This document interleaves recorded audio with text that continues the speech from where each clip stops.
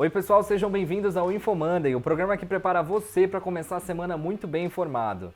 Nos próximos dias a gente vai ter ações estreando na Bolsa Brasileira, agenda política pós-reforma e corte de juros no Brasil e nos Estados Unidos, não é mesmo, Tolotti? Exatamente, Figo. Nessa semana a gente volta a ter uma super quarta com as decisões dos bancos centrais dos Estados Unidos e do Brasil no mesmo dia, né?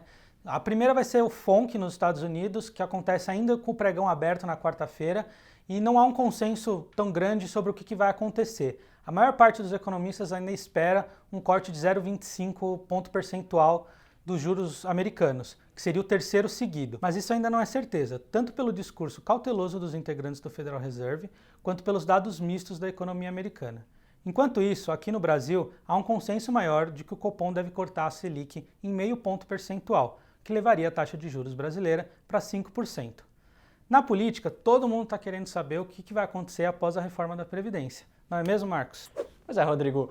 Tava todo mundo achando que a reforma da Previdência passou, game over. Nada disso, né? O governo já prepara uma agenda pós-Previdência com tanto a PEC paralela, que foi uma criação do Senado Federal para não alterar o texto da reforma, e agora está começando a ser discutida no Senado, principalmente com a reinclusão de estados e municípios na discussão da Previdência, e agora também o governo prepara um pacote com 3 medidas importantes para serem tomadas na economia. Primeiro, uma PEC da reforma administrativa, que trata da carreira dos servidores e deve trazer muita modificação sobre novas formas de carreira, sobre a possibilidade de aumento de salários, como que isso se daria, regras mais claras nesse sentido. Depois, uma espécie de reforma tributária que já estava em discussão no Congresso Nacional, mas vinha enfrentando bastante dificuldade. E, por fim, uma PEC do Pacto Federativo, que trata de dar mais poder aos estados e municípios no orçamento. Isso é importante para o governo, isso são pautas que vão demandar bastante articulação política e é importante a gente ficar de olho porque pode mexer com o mercado e são os próximos passos da agenda fiscal do governo. Mas não é só na política que a semana tem bastante ponto importante, né? A Bolsa tem estreantes, tem novidades e a Letícia vai contar um pouquinho melhor pra gente como que vai ser.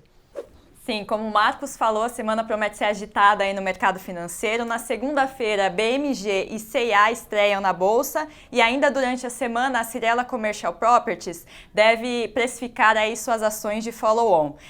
Além de acompanhar o desempenho dessas ações, dessas empresas, a gente também aqui vai trazer uma matéria falando sobre o aumento do lock-up para investidores de varejo nessas ofertas de ações. Lock-up nada mais é do que quando a empresa estabelece uma regra de que os investidores não podem negociar aí as ações durante um período fixo ali, por exemplo, de 45 dias logo depois do IPO.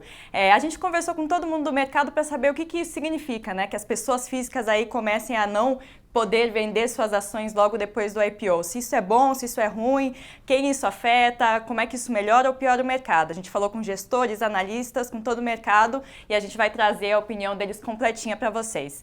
Além disso, a semana promete ser agitada na Bolsa por conta da temporada de resultados, mas quem traz mais informações para a gente sobre isso é o Fico.